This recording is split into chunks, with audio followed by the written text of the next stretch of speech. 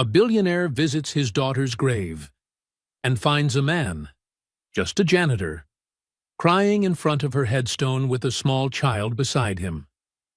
But what happens when a wealthy father, on the anniversary of his daughter's death, realizes she had a secret child, and that child is standing right in front of him? The life of Richard Whitmore was like a fortress built of glass and steel, solid, luxurious, and cold. His penthouse sat on the 57th floor of the tower that bore his own name, overlooking the glowing lights of Manhattan. At 54, Richard was the embodiment of the American definition of success. His black hair had silvered at the temples, and his once razor-sharp blue eyes now carried heavy shadows, the weight of sleepless nights and regrets that could never be erased. His name was carved on skyscrapers, on Forbes covers. The press called him the real estate king of the Northeast. But in that lavish apartment, the only thing Richard's heart could hear was the echoing emptiness of his own life. Isabel Marie Whitmore. She died 10 years ago, on a rainy October night. The car lost control and plunged straight into the Hudson River. Isabel was only 24. Richard remembered every detail of that night. He had been in Tokyo, in a meeting for a $200 million acquisition. The phone rang at 2 in the morning. His assistant's trembling voice came through the line. The flight back took 14 hours. By the time he reached the hospital, it was already too late. A cold room, a white sheet covering a small body. Richard pulled the sheet back with trembling hands. Isabel's face looked peaceful, as if asleep, but her skin was frozen to the touch. "My daughter," his voice cracked. "I'm sorry. I'm so sorry for everything." But apologies made too late are just ghosts. When Isabel died, a part of Richard's soul went with her. For the entire 24 short years of her life, Richard had been the kind of father who was always absent. Not because he didn't love his daughter, he did, deeply, in his own way. But that love was always overshadowed by work, by meetings, by deals he kept convincing himself were impossible to skip. He still remembered Isabel's 6th birthday. She had begged him to stay home for her party with friends. But that day, a client flew in from Dubai. Richard chose the meeting. When he returned home at 11 p.m., Isabel had fallen asleep on the sofa, still wearing her pink princess dress. The birthday cake sat untouched on the table, its 6 candles long extinguished. His wife, Catherine, looked at him with cold eyes. She waited for you until 9, then cried for 2 hours. Richard knelt beside his sleeping daughter, gently brushing her smooth hair. "I'll make it up to you, sweetheart. I promise." But he never fulfilled that promise. There was always another deal, another flight, another reason to be gone. By the time Isabel turned 12, Catherine filed for divorce. "I can't live with a man married to his work," she said. After that, Isabel saw her father less and less. By 18, she barely spoke to him. Richard had another child, Marcus, 6 years older than Isabel. If his relationship with Isabel had grown cold, then his relationship with Marcus was nearly shattered. Marcus once tried to follow in his father's footsteps, studied business, worked at Whitmore Enterprises for 3 years, but he couldn't take it anymore. "All you care about is profit," Marcus had shouted during their final argument 4 years ago. "You don't care about people? You don't care about me? You weren't even there when Isabel needed you the most." "You don't understand the pressure of running an empire," Richard fired back, his voice hoarse with anger and pain. "No!" "You don't understand," Marcus said, tears in his eyes. "You traded your family for skyscrapers, and what do you have now? 2 children who hate you." The words sliced straight into his heart. Marcus walked out that day. Since then, only a few short holiday emails. No calls, no family dinners, just silence. Every year, on October 14th, the day Isabel died, Richard followed a private ritual. He canceled all meetings, turned off his phone, and drove 2 hours to Greenwood Cemetery in Brooklyn. The cemetery, old, quiet, sprawling beneath oak trees, looked more like a park than a burial ground. Isabel's grave was on a small hill, under an ancient oak. Richard chose it because Isabel loved trees. As a child, she used to climb the tall tree in their yard and sit there reading for hours. Her headstone was simple, made of gray granite, engraved with Isabel Marie Whitmore, 1989, 2013, beloved daughter. She painted the world with her dreams. Richard refused any grand memorials. Isabel hated extravagance. She loved simplicity and sincerity, the very qualities Richard had forgotten while she was alive. This was the 10th year, a round milestone, heavier than all the others. That morning, Richard woke before dawn. From 3 a.m., he lay staring at the ceiling as memories of Isabel drifted through his mind like old film reels. Isabel at 3, laughing in his arms. Isabel at 10, proudly showing him her painting. And Isabel at 18, looking at him with sad eyes. At 6, Richard put on a simple black suit, the old one Isabel once said she liked because you look more like a normal dad when you wear it. He carried a single red rose, her favorite. Richard had no idea that today's visit would rewrite the rest of his life, because on the other side of the hill, beneath that ancient oak tree, stood a man, a janitor with calloused hands, silently visiting Isabel's grave. Beside him, a small child was carefully placing tiny stones on the headstone. Who were they, and why were they crying at his daughter's grave? If you're watching this story, hit subscribe and turn on notifications, because what comes next will keep you glued to the screen. Sometimes the biggest secrets aren't hidden in documents. They rest silently between two graves. That morning, Richard didn't let the driver take the wheel. He wanted to be alone. The black Mercedes S-Class quietly exited the underground garage of the Whitmore Tower, rolling along FDR Drive where the East River reflected the first light of dawn. The city was waking up. Joggers moved along the riverfront, small coffee shops lifted their shutters, and the smell of toasted bread drifted in the breeze. Life went on, even though inside Richard, time seemed to freeze whenever he thought of Isabel. As the car moved across the Brooklyn Bridge, the sun rose behind Manhattan's skyline, painting the sky in vibrant streaks of orange and pink. Isabel had loved mornings like this. She once said, "Every sunrise is a painting the universe makes by hand, Dad, and no two are ever the same." The memory tightened something in his chest. Richard drove slowly through the old streets of Brooklyn, rows of brownstones, artsy cafes, vintage shops emitting a nostalgic charm. 10 years had passed, and the neighborhood had changed in many ways.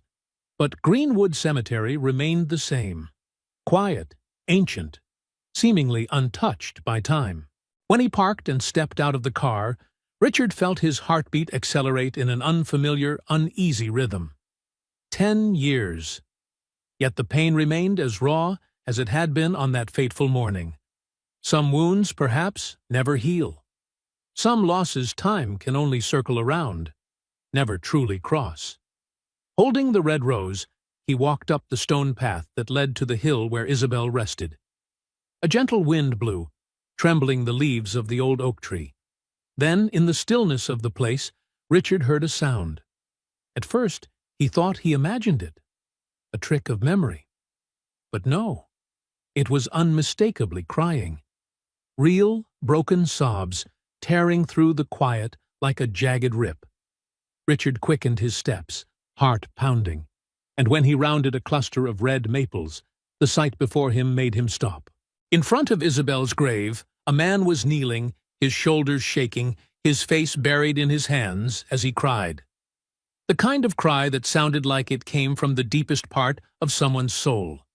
Next to him, a girl about 9 years old sat on the ground, carefully arranging small stones into a little pyramid. Her purple jacket was worn, her brown curly hair tied into 2 pigtails, and her sneakers looked slightly too big. hand-me-downs from someone else. Richard froze. This was the most sacred place he had, a private sanctuary meant only for him and Isabel. Who were these people? And why were they here, right in front of his daughter's grave? The man still hadn't realized someone was behind him. He kept crying, the kind of stifled, restrained sobs that carried the weight of 10 years of regret. But the little girl lifted her head. Her eyes met Richard's, and in that instant, time stopped. Those eyes.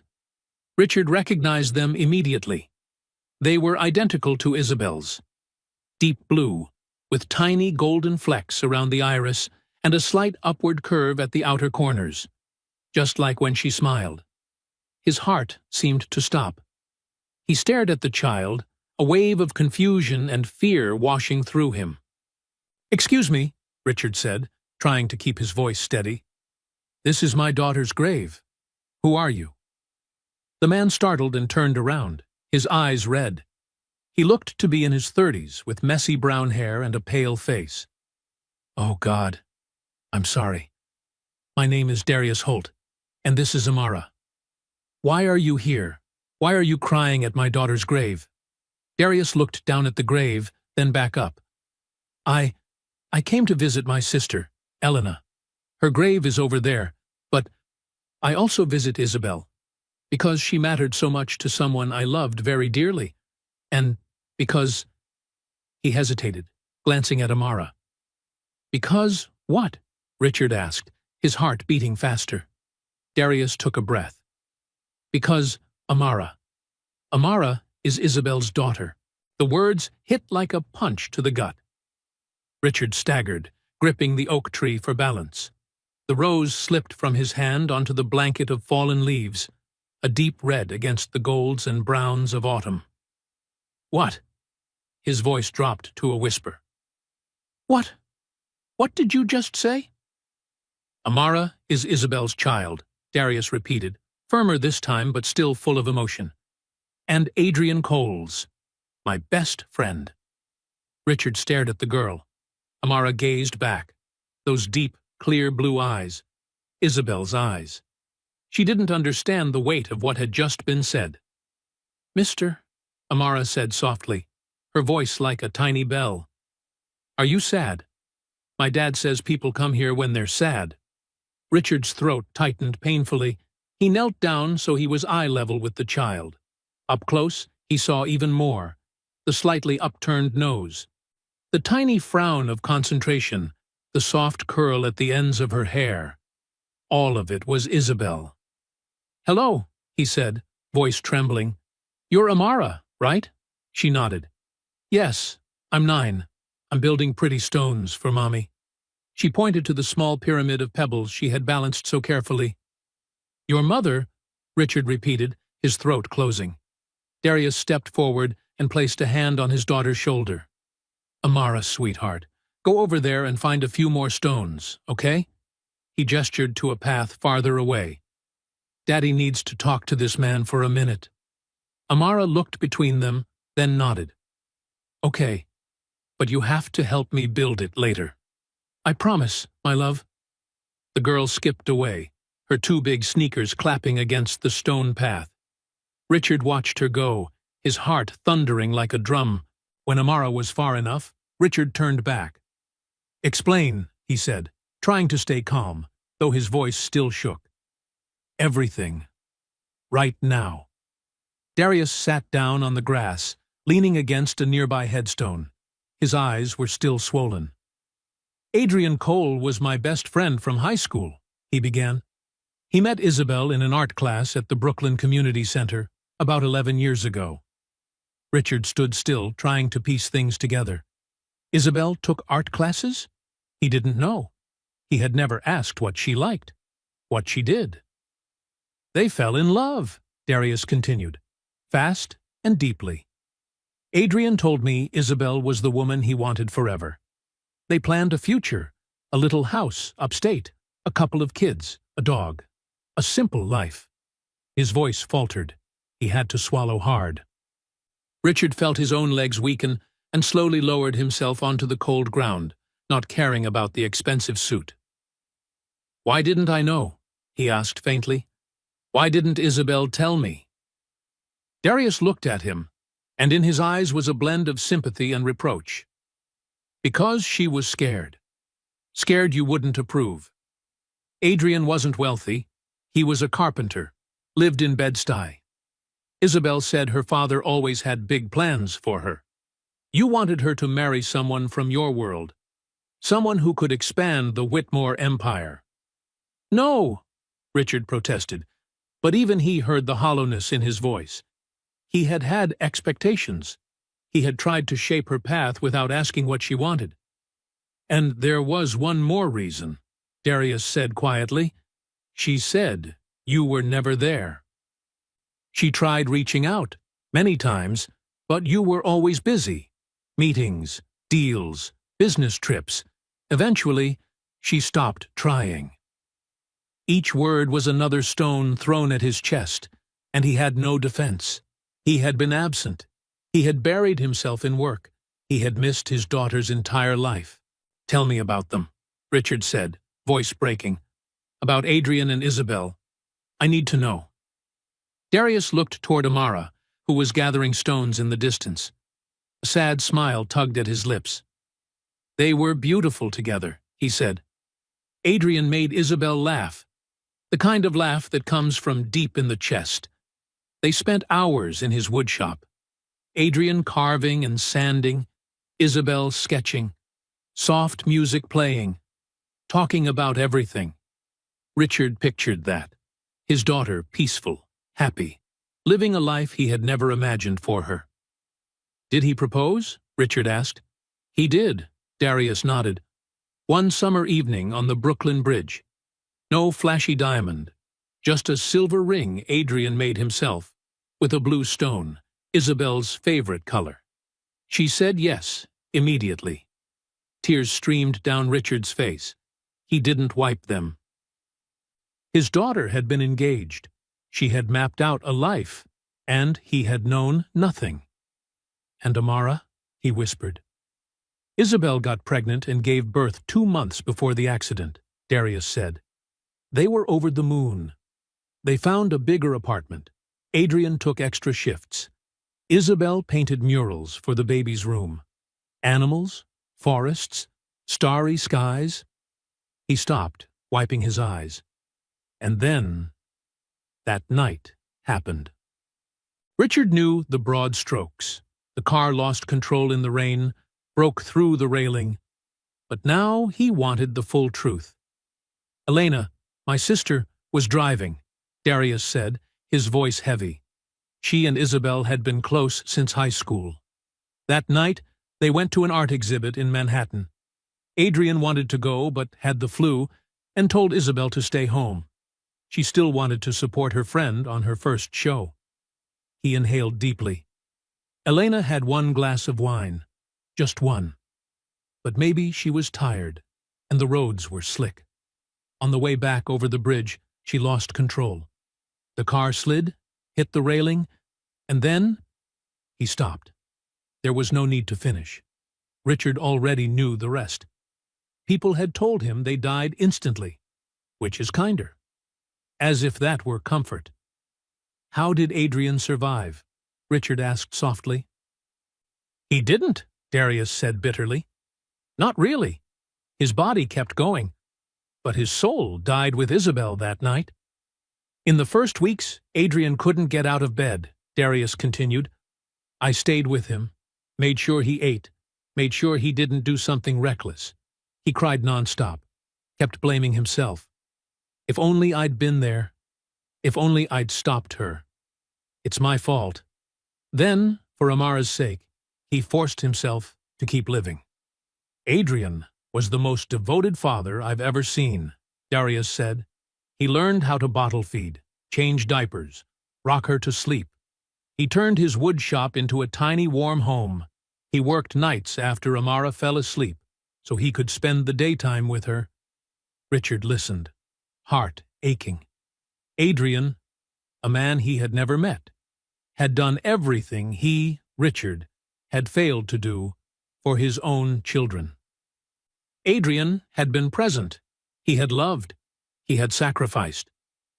Adrian raised Amara for 3 years, Darius said, voice weighted. 3 beautiful, difficult years. He loved her with everything he had. But the grief of losing Isabel never left him. It was always there, like a shadow. Then one day, when Amara had just turned 3, Adrian had an accident at a construction site. A wooden beam fell from above and struck his head. He died instantly. I was Adrian's designated guardian, Darius said. I took Amara in, and I tried contacting you. 3 calls to your office after Adrian died. 3 messages. You never called back. Richard shuddered. I didn't know. God, I truly didn't know. Darius pulled an old envelope from his pocket. Adrian kept this letter. Isabel wrote it to a friend, but never got to send it. Richard opened it with trembling fingers. The delicate handwriting, unmistakably Isabel's. Dear Sarah, I'm pregnant. Adrian and I are having a baby. I'm both happy and terrified. I haven't told my dad. He won't accept Adrian, not because Adrian isn't good, but because he's not the type of man my dad wants for me. But Sarah, Adrian is everything I need. We've decided that after the baby is born, we'll leave New York, Vermont or Maine, somewhere quiet. I'll paint, Adrian will work with wood, and we'll be happy. I know it means being far from family. Part of me is sad. I used to think one day my dad would change, but I can't wait forever. If my dad asks, tell him I'm okay. I'm happy. And maybe one day, when the baby is older, I'll give him a chance to be a grandfather. Everyone deserves a second chance. Right? Love, Isabel. By the time he finished, tears blurred the words. His daughter had been happy. She had plans, dreams. She had even intended to give him a second chance. But that chance had never come. Before Richard could respond, Amara ran back, her hands full of stones. Daddy, look! Her eyes sparkled. I found a pink one. They're super rare. Darius smiled despite the redness of his eyes. Beautiful, sweetheart.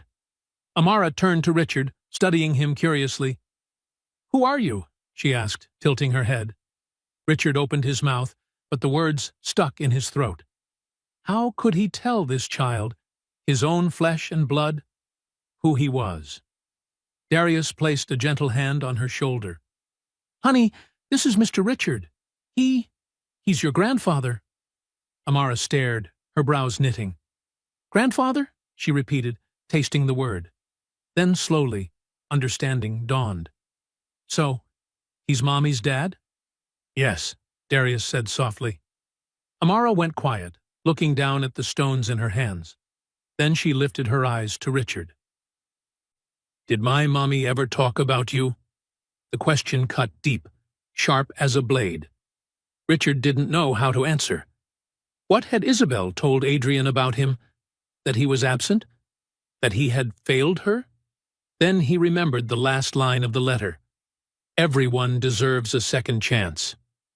Your mom loved me, he finally said, voice shaking. And I loved her, very much. I just wasn't very good at showing it. Amara considered this, then nodded. That's okay. My dad says, grown-ups sometimes aren't good at saying what they feel. A broken smile touched Richard's lips, tears still falling. Your dad was a very wise man. I know, Amara replied seriously. Then she held up the pink stone. Do you want to help me build? Richard looked at the stone, then at the small face before him. Isabel's eyes looking back at him with a simple trust he didn't deserve, yet longed for desperately. I'd love to, he said, reaching out. Amara placed the stone in his palm. The light touch, warm and real, felt like a promise. In the days after the encounter at the cemetery, Richard couldn't stop thinking about Amara. The little girl's eyes slipped into both his dreams and his waking hours. He dug through old photos of Isabel, trying to trace the shared features, the invisible threads binding them. He needed to know more. He needed to understand. Richard hired a private investigator, not to dig up dirt, but to verify Darius Holt's story. The report came back 3 days later and confirmed every word he had said. Darius Holt, 30 years old, worked at Greenwood Cemetery for 7 years, previously an electrician. Lived with Amara in a one-bedroom apartment in Sunset Park. No criminal record. Neighbors referred to him as a devoted father. His financial records showed that Darius lived extremely modestly. An annual income of about $38,000, a tight amount in New York. No debt except for a small student loan. Rent always paid on time. Amara's school records, local public school, grades from average to good. Teachers described her as cheerful, creative, sometimes a little shy. Richard also managed to find old news pieces. The accident 10 years ago that took Isabel and Elena, and another article 3 years later about Adrian Cole, a 26-year-old carpenter killed at a construction site. Each detail fit neatly into Darius's story, and each piece added more weight to the guilt pressing on Richard's chest. A week after their first meeting, Richard went back to Greenwood. This time, he didn't walk straight to Isabel's grave. He went looking for Darius. He found him in the old section, trimming shrubs around moss-covered headstones. Work uniform, jeans, a flannel shirt, leather gloves, his hair tied back in a low ponytail. "Mr. Whitmore," Darius said in surprise, pulling off his gloves. "I didn't expect to see you again so soon." "Call me Richard," he replied. "I'd like to talk, if you have a moment." Darius glanced at his watch. "I'm on a 10-minute break. There's a wooden bench over there." They sat beneath a large maple, its yellow leaves drifting down slowly like lazy second hands on a clock. A brief silence stretched out. Richard didn't know where to begin. "I had your story verified," he finally said. "Not because I didn't believe you, but because I needed certainty. I needed to know this wasn't a mistake or some dream." Darius nodded. "I understand." "Amara really is my granddaughter," Richard blurted, still tasting the strangeness of the words. "Isabel's child. And I've missed the first 10 years of her life." "Not entirely," Darius said gently. "You haven't missed everything. You can still be present in her future, if you want to be." "I do," Richard answered, his voice urgent. "But I don't know where to start. I failed Isabel and Marcus. I don't know how to be a grandfather. I don't know how to show up." Darius looked at him, and in his brown eyes there was no judgment, only understanding. "The first step is to admit that," he said.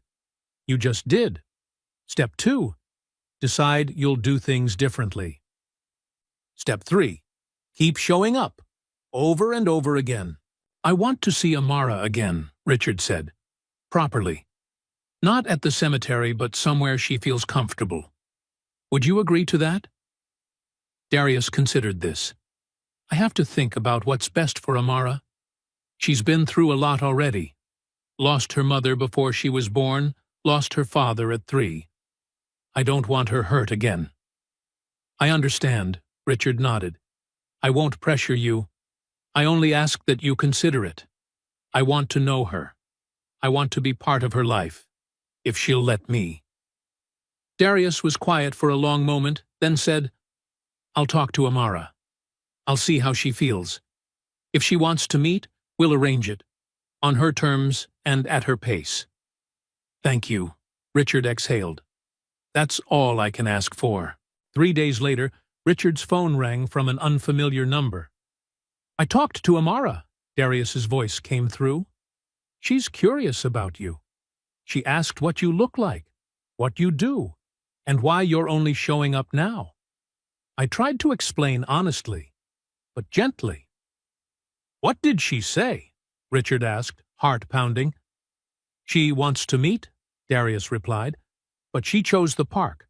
Open space makes her feel safe." "Which park?" "Prospect Park. It's where we usually go. Near Long Meadow, there's a playground Amara loves. Saturday, 10 a.m. Does that work?" I'll be there, Richard said. On Saturday morning, Richard woke up wrapped in a mix of nerves and fear. He chose jeans and a sweater, trying to look as normal as possible, and drove himself to Brooklyn. Prospect Park on a bright autumn morning was blazing with color.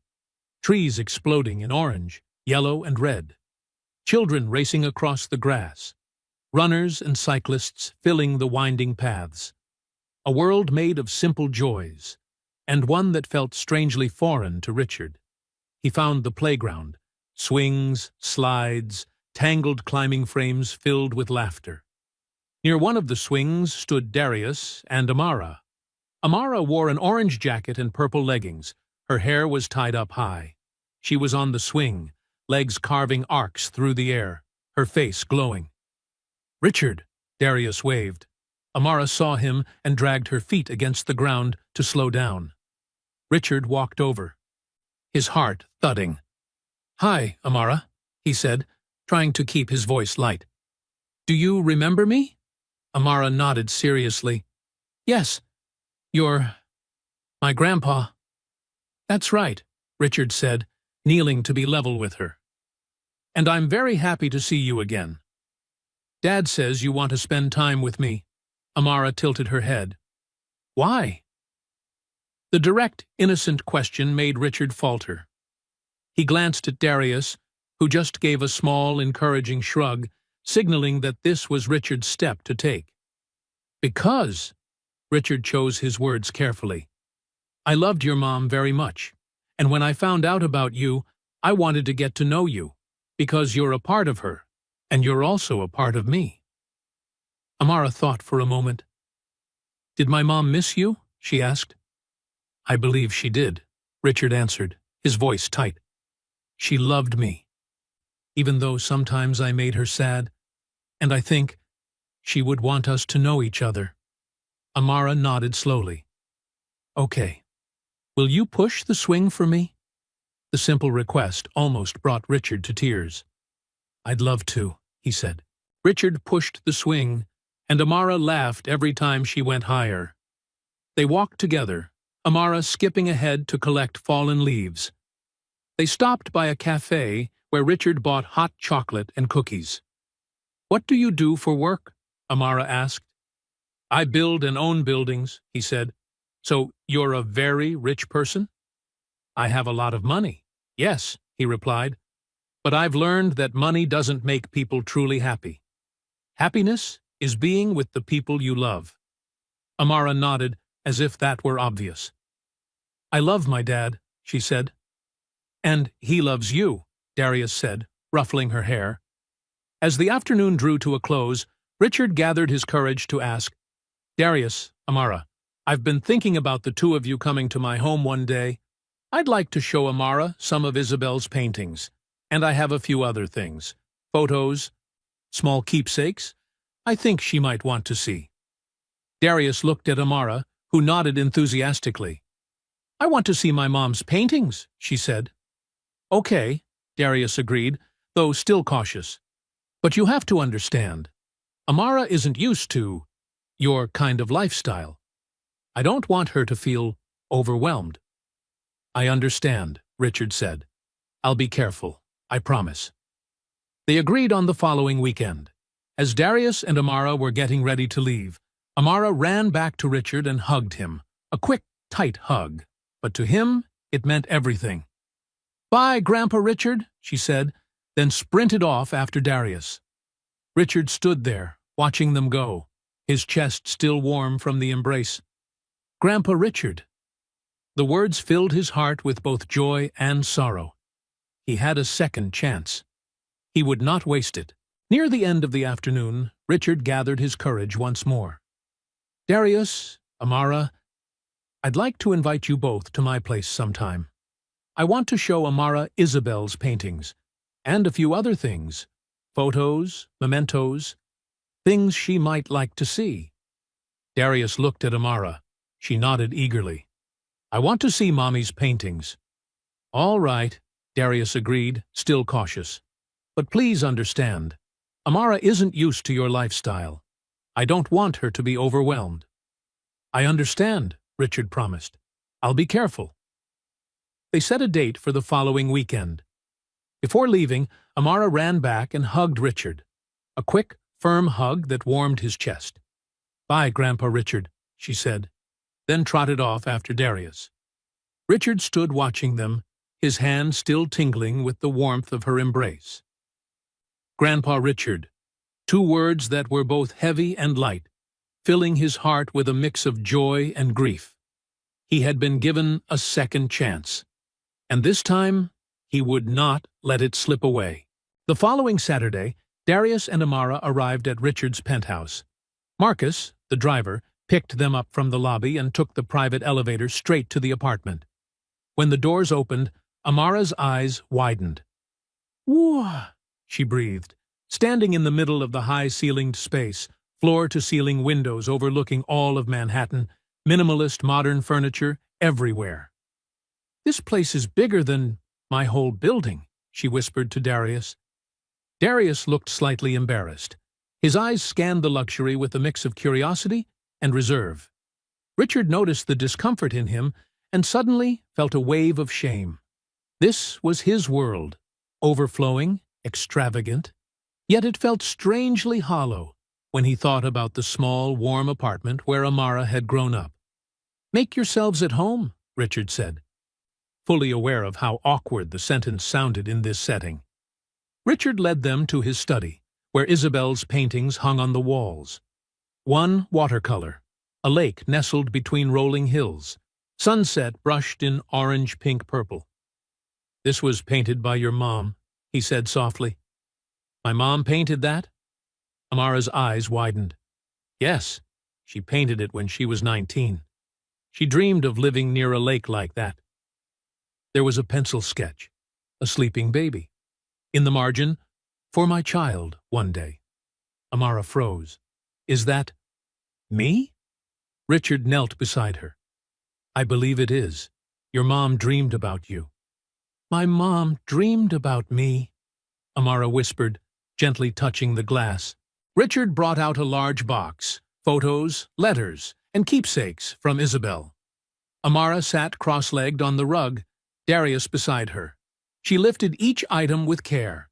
Pictures of Isabel as a little girl, her teenage journals, a tiny lion pendant. "These belong to your mom. I want you to have them," Richard said. Amara held it delicately. Darius helped her put it on. She touched the small pendant, wearing a soft, bittersweet smile.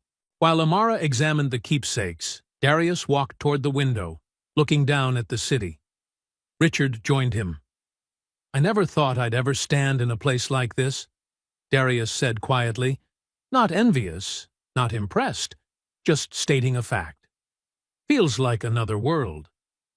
"It is another world," Richard admitted, "and for a long time, it was the only world I knew. But in the end, it's empty. All of this," he gestured around the luxurious apartment, "means nothing if there's no one to share it with." Darius turned to him. "So why change now, after all these years?" "Because meeting Amara showed me what I've really lost. Not just Isabel, but the chance to have a real family. I don't want to waste any more time." "Amara deserves better than a grandfather who shows up because he feels guilty," Darius said bluntly. "You're right," Richard replied without hesitation. "But it's not just guilt. It's love. I loved my daughter. I just didn't know how to show it. And I loved Amara the moment I saw her eyes, because she's part of Isabel, and because she deserves to know she has family." Darius considered him for a long moment. "It won't be easy. Trust takes time. And Amara, I've kept her away from this world for a reason. I don't want money and privilege to spoil her." "I don't want that either," Richard said. "I just want to be present." Darius nodded slowly.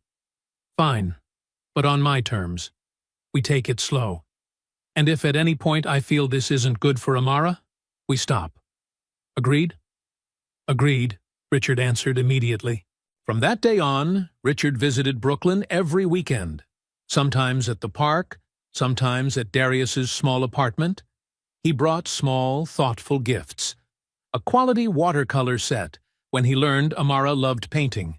A book about constellations when she mentioned she liked looking at the night sky. A soft wool scarf when the wind turned cold. He learned to listen, truly listen, when Amara talked about school, friends, and dreams. He sat on the floor building Lego towers, drew pictures with her, or watched her favorite animated movies. One afternoon, Amara asked, "Did you know things about my mom when she was little?" Richard told her, when Isabel was 6, she painted butterflies and flowers all over her bedroom wall.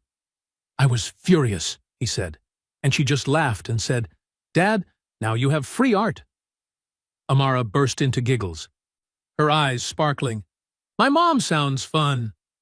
"She was," Richard smiled sadly. "I just wish I'd spent more time seeing that." Not everything was easy. Some days, Amara asked questions that left Richard speechless. "Why didn't you come to my mom when she was still alive?" Richard was silent for a long time. In the kitchen, Darius froze mid-motion, but didn't step in. "I was wrong," Richard finally said. "I thought work was more important than family. I thought money and success would make me happy. By the time I realized the truth, your mom was gone." "Were you sad?" "Every day," Richard admitted, "but being with you makes me feel closer to her. You have her smile, her curiosity, her gentle heart." Amara thought about it, then climbed onto the sofa and leaned her head on his shoulder. "You can be sad, but you're not alone, because now you have me." The simple, innocent words unlocked something inside Richard. He held the girl close and let the tears fall. Richard gradually learned the rhythm of Darius and Amara's life. Difficult, but warm. He saw Darius juggling bills, taking weekend shifts so Amara could have warm clothes and full meals. Simple dinners, pasta, soup, sandwiches, always with Amara eating first. One evening, Richard brought over an expensive Italian takeout meal. The look on Darius's face, grateful yet tense, told Richard he'd misstepped. "I'm sorry," Richard said quickly. "I just wanted to contribute dinner." "I know your intention is good," Darius sighed. "But we don't need charity. We're okay. Not much, but we have each other." "I don't see it as charity," Richard replied. "I see it as sharing dinner, as family. But next time, I'll ask first." Darius looked at him for a long moment, then nodded. "Thank you." They had dinner together, fancy Italian dishes on old Formica plates. The air warmed gradually. Amara chattered about school, her painting, and the cat she wanted, but their building didn't allow. It was these everyday slices of life that made Richard realize just how much he had missed. As the cold wind rolled in, Richard invited Amara to learn ice skating at the outdoor rink in Prospect Park. "I've never skated before." Amara's eyes lit up. Richard, who'd learned as a child at private rinks, found himself in an unfamiliar role, the teacher. He held her hand, guiding her step by step. "Bend your knees a little," he instructed. "Push out with your foot. Yes, just like that." Amara fell repeatedly, laughing every time she got up. Darius stumbled even more, making Amara laugh so hard her face turned red. "Dad looks like a penguin," she squealed. By the end of the session, Amara could skate on her own, and Darius no longer clung to the rail. The three of them warmed their hands at the hot chocolate stand, cheeks flushed from cold and excitement. "Today is the best day ever," Amara cheered, slurping the last bit of syrup. Richard looked at her, heart full. Family was built from moments like this, not money or gifts, but time and presence. One night, after Amara had gone to bed, Darius made tea. They sat at the small kitchen table. "Thank you," Richard said quietly, "for giving me a chance, for trusting me with Amara." "Don't thank me yet," Darius smiled faintly. "You're still passing the test." "I know," Richard said, "and I'll keep trying, every day." Darius looked down at his cup. Honestly, when I first saw you at the cemetery, I thought you were the kind of privileged billionaire who'd try to buy his way into Amara's life. But you surprised me. Surprised you how? By showing up, consistently, by listening, by trying to understand our life instead of forcing it to match yours. That's worth more than any gift.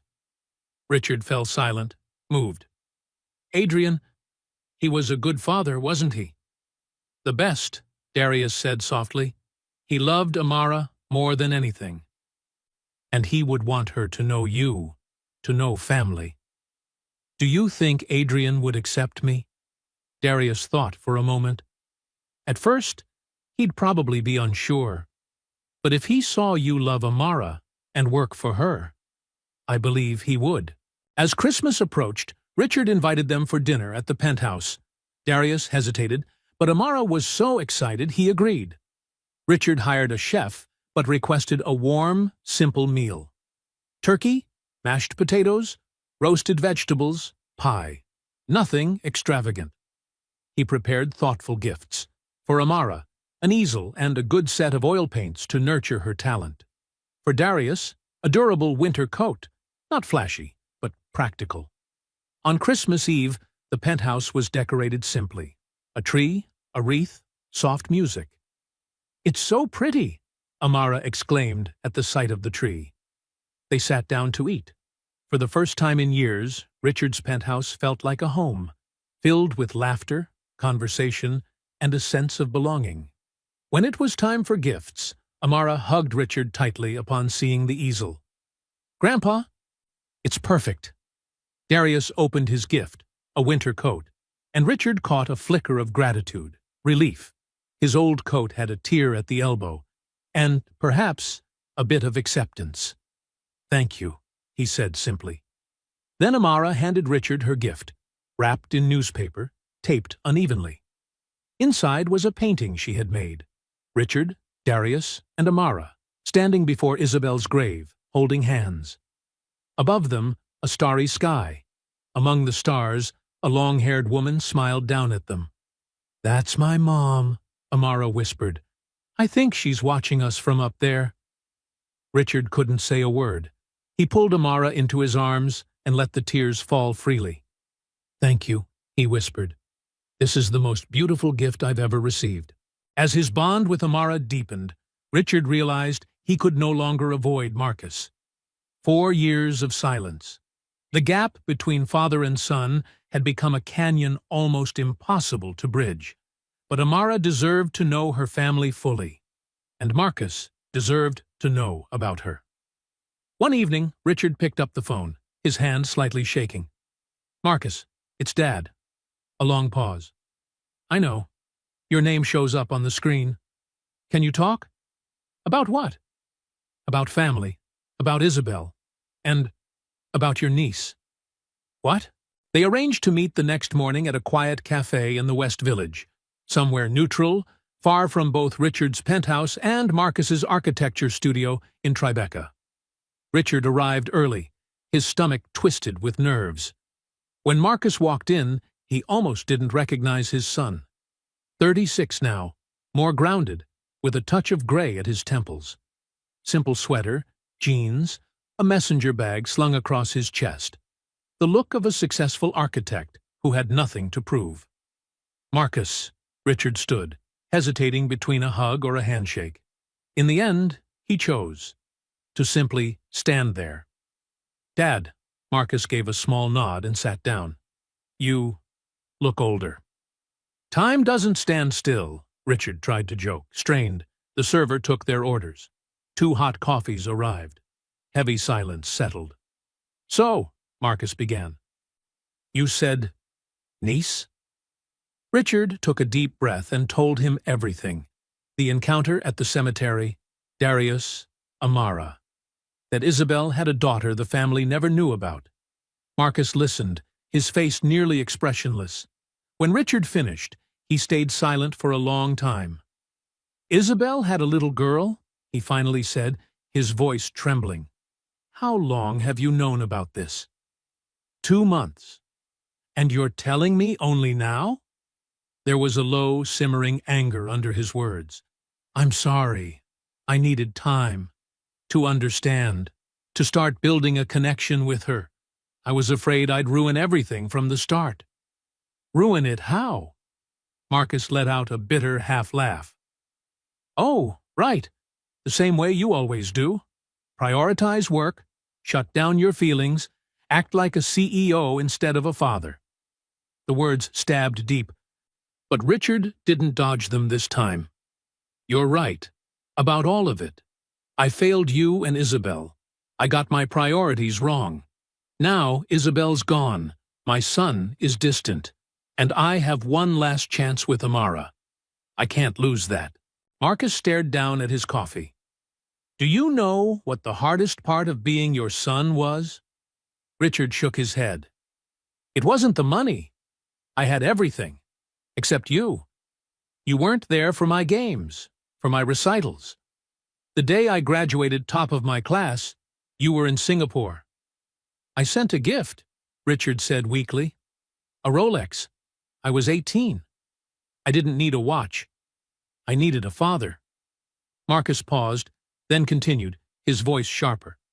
And Isabel, did you know she called me a few months before she died? She was crying. She said she'd met someone, that she was in love. But she was afraid to tell you. I told her to live her life. Then she died. I never knew if she got to be happy before she went. Tears welled up in Richard's eyes. She did. She loved Adrian. They were going to get married, have a family. Marcus wiped at his eyes. At least she had that. They sat there, two grown men quietly crying in the middle of a crowded cafe. A few curious looks drifted their way. Do you want to meet Amara? Richard asked softly. Does she know about me? Marcus asked. She knows she has an uncle. I told her about you, that you're an architect, that you design beautiful buildings. She was excited. Did you tell her we don't talk? He asked. No, I didn't want to make her sad, or make her think family is nothing but drama. Marcus sighed. But sometimes family is messy. That's true, Richard agreed, but it can also heal, if we both try. Marcus looked at his father for a long time. I'm not promising forgiveness, not yet. I'm still angry, but I want to meet her. She's my niece. She's family. That's all I could hope for, Richard said. They chose the Brooklyn Children's Museum for the first meeting, a fun, safe place for Amara. When Marcus arrived, Amara was in the art area, drawing a giant dinosaur on a big sheet of paper. Darius stood nearby, and Richard led Marcus over. Amara, Richard called gently, there's someone who wants to meet you. She looked up, brush still in hand, her curious gaze flicking between Richard and Marcus. This is Uncle Marcus, Richard introduced. My son, your uncle. Amara's eyes lit up. You're the one who designs buildings. Marcus crouched down to her level. That's right. And you must be Amara. I've heard a lot about you. Really? From who? From your grandpa, Marcus said, glancing up at Richard, his expression unreadable. Grandpa Richard says you're really smart and build beautiful things, Amara said. I'm trying, Marcus smiled. Do you like drawing? I love it. My mom drew too. Dad says I draw like her. A flicker of emotion crossed Marcus's face, sadness and tenderness mixed. Your Aunt Isabel was amazing. She used to draw dragons and castles and spaceships just for me. Really? I can draw those. Want to see? I'd love to. Amara tugged him over to the table and began showing him each of her drawings. Marcus studied them carefully, asking questions, praising her choices. Richard and Darius watched from a distance. He's good with her, Darius murmured. Marcus has always been gentle with kids, Richard replied. He used to look after Isabel when they were little. He'll be a good father, someday. Does he have a family? Darius asked. No. He was engaged once, but called it off. He's afraid of repeating my mistakes, putting work before family. After leaving the museum, the group stopped at a local pizza place. Amara sat between the two men, chatting non-stop about the city-building block room. I built a skyscraper. Not as tall as Grandpa's building, but it was pretty good. I'm sure it was, Marcus laughed. When it was time to say goodbye, Amara hugged Marcus. Will you come again? She asked. Marcus looked at her, then at Richard. Yes, I'll come again, he said. Darius walked Amara ahead. Marcus stayed back with Richard on the sidewalk, the cold wind slipping under their collars. She's special, Marcus said. Yeah, Richard nodded.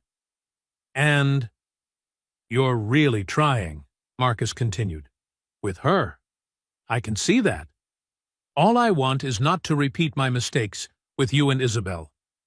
That doesn't erase the past, Marcus said slowly. But it's a start. That's all I'm hoping for, Richard replied. Marcus nodded. I'll call you. Maybe we can have dinner. Just the two of us. Talk more. I'd like that, Richard said, hope warming his voice. Marcus turned to go, then stopped without looking back. Dad, I'm not promising things will be okay right away, but I want to try. Thank you, Richard whispered. As time passed, Richard began to notice the cracks in Darius's life. A constant weariness clung to him, with premature streaks of gray in his hair, despite being only in his early 30s. Sometimes, right in the middle of a conversation, Darius stepped into the hallway to take phone calls, his voice restrained, as if he were trying to hold something together. One afternoon, when Richard stopped by the apartment, he found Darius sitting at the kitchen table surrounded by a jumble of bills. Amara was still at school. Darius, Richard called gently, even though the door had been left open. Are you okay? Darius looked up, eyes reddened. I truly don't know what else I can do, he said, voice breaking. Do about what? Everything. He gestured toward the pile of papers. Rent went up. Amara needs new shoes. She grows so fast. The heater broke. The landlord told me to fix it myself. And the cemetery cut winter hours because of budget issues. Richard sat beside him, scanning the numbers. The total wasn't massive by his standards, around $3,000. But with Darius's income, it might as well have been a brick wall. Let me help, Richard said. No. Darius answered instantly. I don't want charity. It's not charity, Richard said softly. It's family helping family. Amara is my granddaughter. You've carried everything alone for 9 years. Let me carry part of it. I don't want to owe you. Then treat it as a loan. Pay me back when things settle. But right now, don't let these bills suffocate you. Darius stared at him for a long time, pride and practicality pulling at him in opposite directions. I'll think about it, he said. Richard didn't wait for the answer. A few days later, he quietly took action. He asked his lawyer to prepay 6 months of rent, anonymously. The heater issue was handled through a building maintenance program, also anonymously. Then he did something else. He called the Greenwood Cemetery manager, an old acquaintance from the real estate world. Richard didn't ask for special treatment.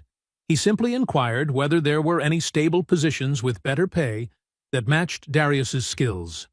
The manager, who already valued Darius, agreed to offer an interview for a maintenance coordinator position, a hybrid administrative field role with an $8,000 annual raise. When Darius received the interview invitation, he immediately sought out Richard, suspicion in his eyes. Did you have anything to do with this? He asked.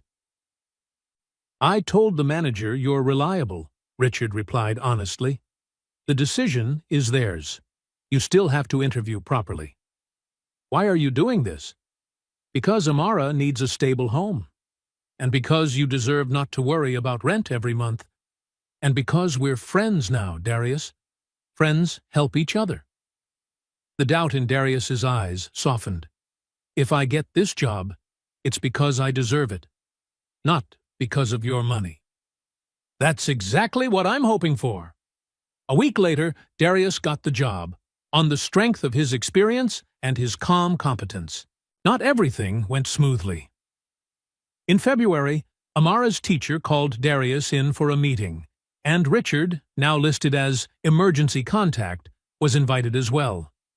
In bright, colorful room filled with student art, Ms. Thompson, a gentle middle-aged woman, explained, "Amara is a wonderful student, smart, creative, kind, but recently she's changed." "In what way?" Darius gripped the arm of the chair. "She's withdrawn. She sits alone at recess. She still does her work, but with an 'I just need to finish' attitude, as if she suddenly doesn't care." Hearing that, something twisted in Richard's stomach. Had his presence disrupted the delicate balance of her young world? "Has she said anything?" Darius asked. "When I ask, she says, 'I'm fine.' But my instincts say otherwise." That evening, the three of them sat together in the small kitchen. Dinner a bowl of mac and cheese, Amara's favorite, cooked by Darius. "Sweetheart," Darius began gently, "your grandpa and I met with Ms. Thompson today." Amara looked down at her plate. "I know." "She said you've been sad," Richard said, "and we want to help. But we need you to tell us what's bothering you." The girl was silent for a long time, then whispered, "The kids at school asked why I have two dads." Darius and Richard exchanged a quick glance. "Two dads?" "Dad and Grandpa," Amara explained. "They asked why sometimes Grandpa Richard picks me up, and why Dad is my dad if he's not Grandpa's son. And I didn't know what to say." Richard's heart sank. In his effort to be part of her life, he hadn't considered how complicated this might feel to her. "What did you tell your friends?" Darius asked gently. "I told them the truth. That Grandpa is my mom's dad, and Dad is the one who raised me after Mom, and my dad died. But they asked more questions, so many, and I felt weird." She sniffled. "I just want to be normal," she whispered. "I want a mom and a dad like everyone else. I want things not to be so complicated." Richard felt heat in his eyes. "I'm sorry. If my being here made things harder—" "No," Amara looked up quickly. "I don't want you to leave. I like having you. It's just, sometimes I wish everything was simpler." They consulted the school counselor. The advice: be open about their family structure. Teach Amara how to tell her story with confidence. They also asked Ms. Thompson to incorporate a lesson about different family types: single parents, guardians, grandparents, adoptive families, to normalize diversity. At home, they talked to her. "Some kids have one mother," Darius said. "Some have two fathers, some live with grandparents. You have a dad and a grandpa, both who love you. There's no right or wrong kind of family." Richard added with a smile, "And I think our family is pretty wonderful. It's full of love." Amara thought about it. "So I can tell my friends my family is special in its own way?" "Exactly," Darius said, ruffling her hair. After that, Amara gradually opened up again.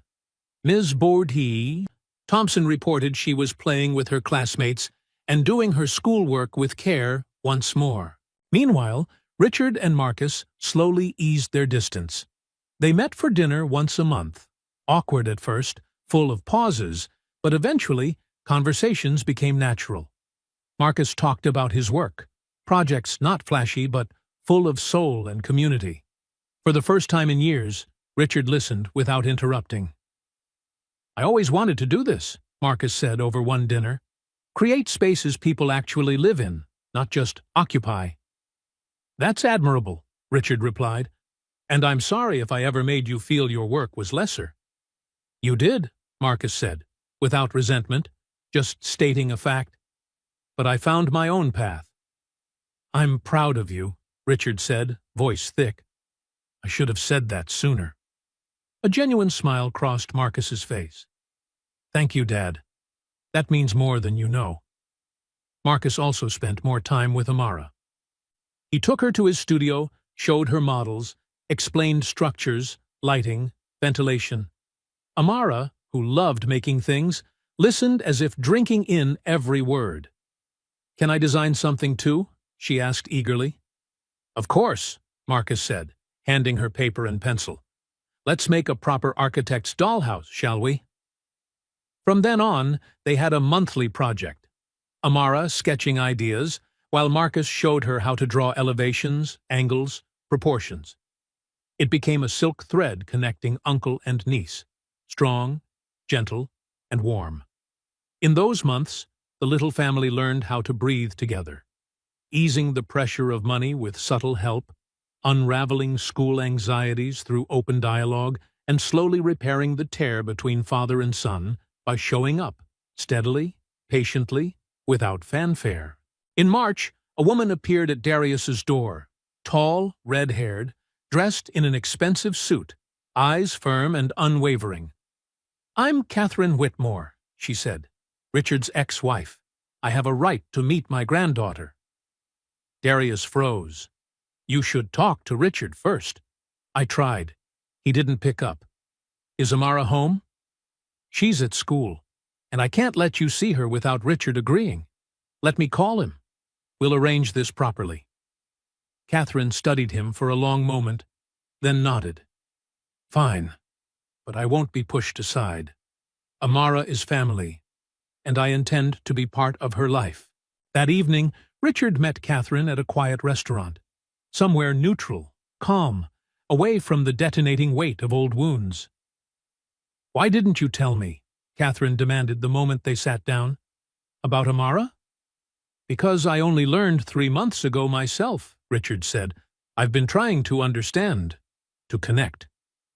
"And what about me? Isabel was my daughter. Amara is my granddaughter. We've been divorced 15 years. We barely speak." "Because you hurt me," Catherine snapped. "You put work first. And when Isabel died, I couldn't look at you without remembering everything I'd lost." Richard softened his voice. "I know, and you're right. But I'm trying to be different now. With Amara, with Marcus. I want to be her grandmother," Catherine said quietly. "Please, don't take that from me." "I lost Isabel. Don't let me lose my grandchild, too." Richard looked at the woman who had once been his partner. "All right, but we must be careful. Amara's been through so many changes. I understand. I just want to meet her, to know her." A few weeks later, they arranged a meeting at Prospect Park. Richard, Darius, Amara, and Marcus were all there. Catherine approached, and Amara instinctively tucked herself behind Darius. Catherine dropped to her knees, eyes brimming. "Hello, sweetheart. My name is Catherine. I'm your mother's mother. Your grandmother." Amara looked to Darius, saw him nod, then turned back. "Do you look like my mom?" Catherine smiled through her tears. "People used to say so. Your mom had hair like mine." "And I have my mom's eyes," Amara said softly. "You do," Catherine whispered, "and I'm so happy to finally meet you." For an hour they talked, Catherine showing childhood photos of Isabel, telling stories, answering Amara's endless questions. When it was time to leave, Amara hugged her. "You'll come again, right?" "I promise." Catherine's arrival added another complex layer to the family dynamic. Richard and Catherine had to learn how to coexist, not as a couple, but as two grandparents sharing space, both loving the same child. It wasn't always easy. There were disagreements about boundaries, about gifts — Catherine tended to go overboard — about scheduling. But both of them were committed to doing what was best for Amara, and that commitment guided them through the friction. Marcus, for his part, was glad to have his mother back in his life. The two met regularly, tending to old wounds and filling in the quiet spaces that had long existed between them. "I'm really glad she's here," Marcus told Richard one evening. "The little one deserves to know both her grandparents." "You're right," Richard said. "And I'm sorry I didn't think about that sooner." In this new rhythm, their family, held together by old fractures and new threads, continued moving forward, slowly, carefully, but steadily. And at the center of them all stood Amara, supported by hands that had once been clumsy, but were now learning how to hold each other properly. October came again, 11 years since Isabel's passing. But this year, Richard didn't go to Greenwood alone. The whole family came with him. Richard, Marcus, Catherine, Darius, and little Amara. They walked together, not perfect, but united, to honor Isabel. The day was warm, sunlight spilling gold across the headstone. Each brought a gift. Richard, a red rose, as he had for the past 10 years. Marcus, a handwritten letter filled with words he had never said aloud. Catherine, the scarf Isabel once loved. Darius, a photo of Isabel and Adrian laughing together. Amara, a drawing of their family beneath an oak tree, hands intertwined. Above them, she drew a woman with long hair smiling down. "This is my mom," she said. "She's always watching us." They stood in silence, a circle imperfect, but full of love. Richard read Isabel's favorite poem. Marcus shared memories. Catherine cried quietly, taking Richard's hand, for the first time in over a decade. Darius bowed his head. "Isabel," he said softly, "you brought light into Adrian's life. And through Amara, that light continues. Thank you." Amara's small voice followed. "Mom, I don't remember you, but I hear so many beautiful stories. I know you love me, because I feel it every day." After the memorial, they drove to the small lake house in upstate New York, the one Richard had purchased. "I bought this place for us," he said, "a home where family can gather, where Amara can grow up around nature, where we can make new memories." Amara ran to the deck, eyes wide. "It looks just like the picture my mom drew." Richard smiled. "Exactly. That was the idea." They explored the house, a bedroom for Amara, painted a soft lavender overlooking the water, a room for Darius, rooms for Marcus and Catherine, and a sunlit studio where Amara could draw just like her mother. "It's beautiful," Marcus whispered as he stood on the dock. "Isabel would have loved it," Catherine murmured. "That's what I wanted," Richard replied, "to keep her dream alive." They stayed the whole weekend. On the first morning, Richard taught Amara how to fish. They sat on the dock, legs swinging over the water. "Grandpa," she asked, "do you think my mom is watching?" Richard looked up at the endless blue sky. "I'm sure she is, and I think she's smiling, seeing all of us here together." "Do you think she's proud of me?" "More than anything," he whispered. "You are everything she ever wished for. Smart, kind, creative." Amara rested her head on his shoulder. "I love you, Grandpa Richard." "I love you too," he choked out. That afternoon, the whole family made dinner. Chaotic, loud, full of laughter. Marcus chopped salad, Catherine handled dessert, Darius grilled chicken, and Richard managed the potatoes, which burned a little. "You really don't have the talent for this," Marcus teased. "I know," Richard laughed, "but at least I'm trying." They ate on the porch, watching the sunset paint the sky orange-pink-violet, just like Isabel used to draw it. "To Isabel," Richard said, lifting his glass. "To Isabel," they echoed. When night fell, Richard sat alone on the dock. The lake lay still, reflecting 1,000 stars. Darius appeared with 2 steaming cups of tea. "I figured you might need this." They sat in comfortable silence. "Amara's happy," Darius finally said. "She has a family now, a home. You made that happen." "Not just me," Richard replied. "All of us. The day we met at the cemetery, I thought you were just another arrogant billionaire." "And did I disappoint you?" Richard smiled faintly. "No," Darius said. "You surprised me. You learned to listen. You changed. At your age, that's not easy." "I had to. For Amara," for Marcus, and for Isabel, even if it's too late. It's never too late, Darius said quietly. She's still watching, and she's proud of you. Richard looked up at the sky. A tear slipped down, not from grief, but from forgiveness finally earned. He whispered, "Thank you, Isabel, for teaching me how to love again and how to live again." As the stars blazed above, Richard Whitmore finally understood. It's never too late to change, never too late to love, never too late to come home, to family, to your heart, to yourself. Family isn't defined by perfection, but by choosing love even when it hurts, not by avoiding mistakes, but by the courage to stand up each day and try to do better. Those we love, even when they're gone, never truly disappear.